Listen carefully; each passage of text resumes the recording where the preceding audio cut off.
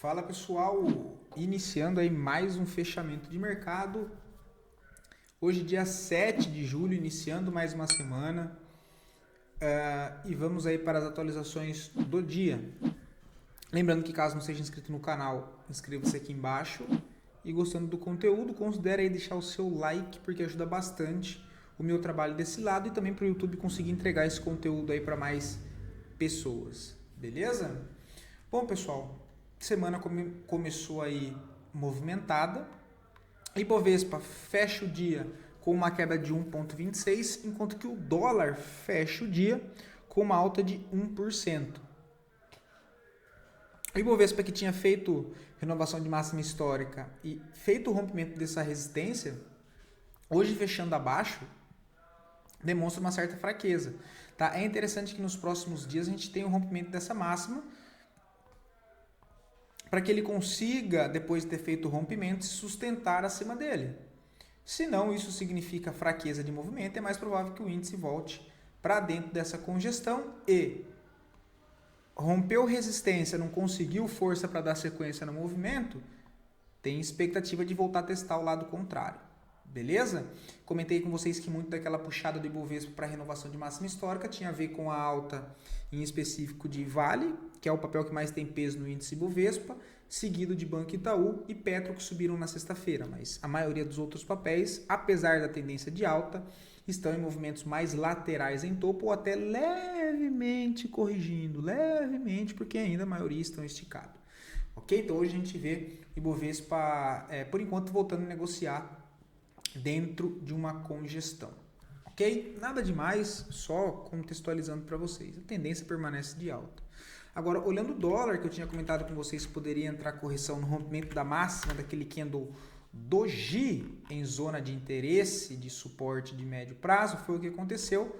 Porém, os caras são sacanas, né? Olha, ele já abre com gap de alta. Tá? Quem deixou ordem de compra aqui acabou ficando na pedra, enfim, ele já abre com gap de alta e sustenta a alta até o fechamento do dia, basicamente o dia inteiro em alta. Tá? Então, dólar aí corrigindo para cima, bolsa corrigindo para baixo. Comentei que é um ponto interessante de possível parada para o dólar, considerando o gráfico semanal, tá? Onde a gente vê o dólar voltando a fazer uma correção abaixo desses fundos nivelados e agora ele chega em uma região de bloco de ordens, aqui, olha, e por enquanto entra uma leve defesa compradora, mesmo que seja só para fazer um repique, para depois voltar a cair. Tá? Ele pode fazer isso aqui, até porque o flow principal aqui de curto prazo, ele segue descendente. Okay? Mas eu não vou querer vender nessa região de interesse comprador. Tá? Então hoje a gente vê o dólar aí reagindo, subiu basicamente o dia inteiro, né? Olha. E dito isso, deixa eu ver se já está aqui. Vamos para os mercados e índices internacionais. Coitado, tô ouvindo minha mãe gritar. Gritar é uma palavra forte, né? Resmungada aqui. Ela tá fazendo fisioterapia aqui em casa, aqui, coitada. Enfim, deixa eu tirar isso aqui da tela. S&P, tá, pessoal? Hoje aí uma queda de 0,86. Por enquanto também movimentação normal, tá? Subiu aqui em linha reta, renovação de máxima histórica, processo de correção aí normal. Deixa eu tirar isso aqui. A gente pode utilizar as médias aqui como base de possível pullback, tá? Por enquanto nada demais, correção normal. O índice da Nasdaq também 0,88 de queda no dia de hoje, um dia aí de correção. Deixa eu tirar isso aqui. Nada muito interessante. O Dow Jones, que chega próximo do seu topo, não consegue romper e hoje entra um pouco de pressão vendedora, cai aí 1% até o momento. É interessante que nos próximos dias ele consiga romper a máxima histórica e fechar acima, tá? O DXY corrigindo hoje também, nada de interessante por enquanto.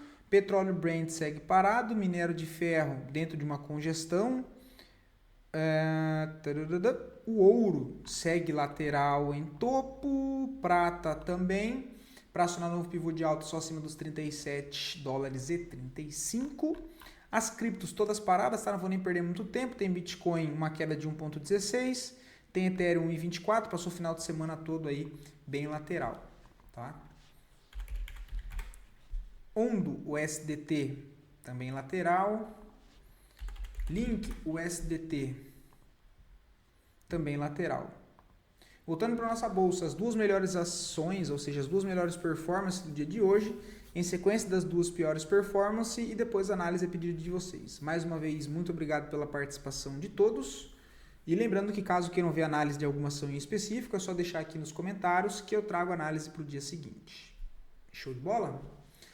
Brasfoods hoje puxa aí 9%, né? Olha, a baita movimentação, subindo o dia inteiro, tá? Falha de rompimento de fundo e dá uma puxada aí para cima. Quem pagou para ver se deu muito bem, né? O que não foi o meu caso, tá? Então, Brasfoods, assim, não vejo nada para fazer nesse momento, tá? Não vejo nada para fazer nesse momento. Interessante seria ela rasgar aqui, ó.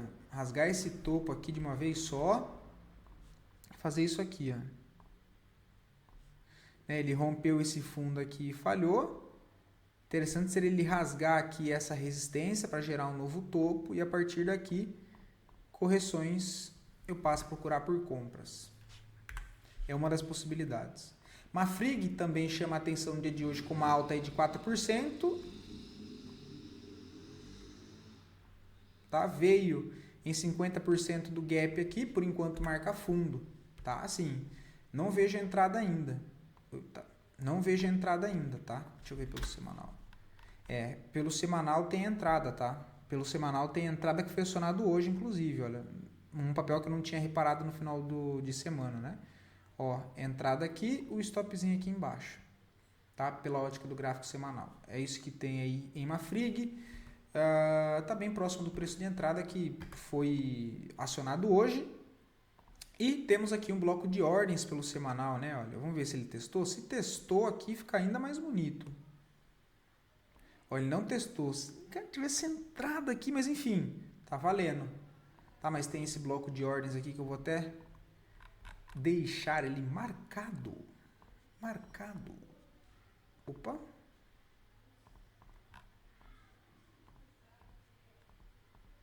Aí eu vou deixar ele marcado aqui, deixa eu travar ele. Não tinha visto esse bloco de ordens. Pelo gráfico diário, toda essa zona aqui, né? E já volta a reagir aí no dia de hoje, tá? Pelo diário não tem entrada, seria ali mais pelo semanal. Uma que eu comentei com vocês final de semana foi EGE3, né? Olha a agressão de venda que tem hoje. O papel cai mais 6%, apesar da zona de interesse aqui. Eita!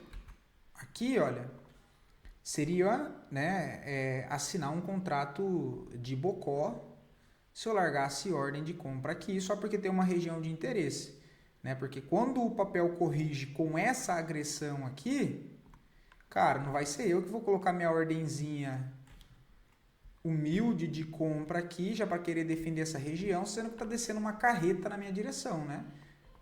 É legal quando ele corrige aqui de boa, não com essa agressividade. Então tem que esperar o preço reagir aqui, se de fato ele começar a falhar, aí eu penso em alguma coisa. Agora, enquanto continuar nessa agressividade de venda, eu que não vou colocar minha cara na frente disso aqui.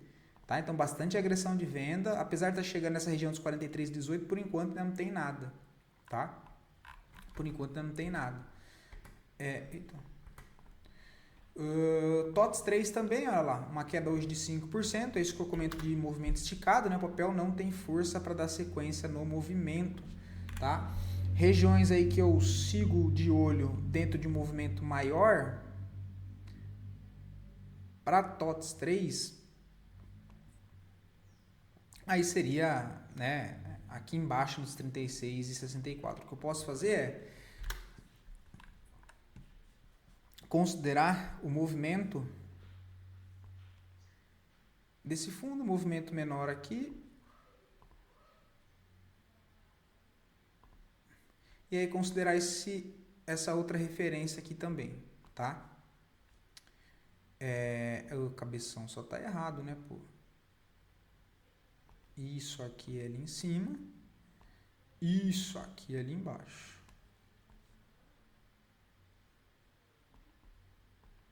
Aí, assim, vamos lá. Com fé eu termino ainda hoje. Aí, assim, isso aí. Essa outra referência menor. Aí, lá embaixo, nos 37,63, a primeira região que eu fico de olho aí em TOTS 3. Tá? Tem um vácuo aqui, né? O movimento não é saudável, sobe em linha reta.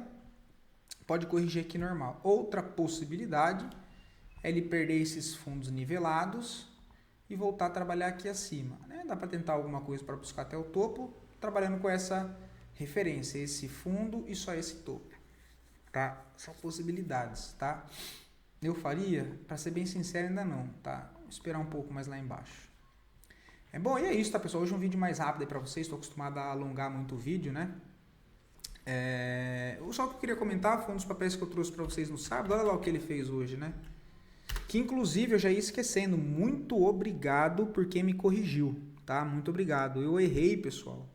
Falando que local web era questão de locação de veículos, cara. Comi bola. Não é local web que eu estava querendo me referir. Era a Unidas, né? Eu nem sei se Unidas tem capital aberto, mas enfim, era Unidas que, né, eu fiz tudo aquele comentário, era sobre Unidas. LWSA3 é uma empresa de tecnologia, pelo que me falaram ali, porque eu nem fui ver, tá? Mas não tem nada a ver com locação de veículos, tá, pessoal? Foi erro meu, pelo amor de Deus, foi erro meu. Mas enfim, olha lá, o contexto gráfico pelo menos foi certo, né? Que é o que vale. Olha lá, hoje o papel sobe aí 7,63. E aí, putz, eu comentei no sábado, né? Olha lá, quebra de característica, blá, blá, blá, toda essa referência desse fundo com esse topo. O bloco de ordens, ele foi levemente testado hoje, olha, e vral para cima, tá? O papel sobe aí hoje 7,63, expectativa é que ele volte a testar esse topo, tá? Quem pegou aí acabou, né, dando super bem, porque só hoje o papel sobe 7,63. Amanhã na abertura, por exemplo, seria uma opção fazer uma saída parcial, né? Só para não contabilizar como day trade se tivesse pegado hoje, por exemplo, né?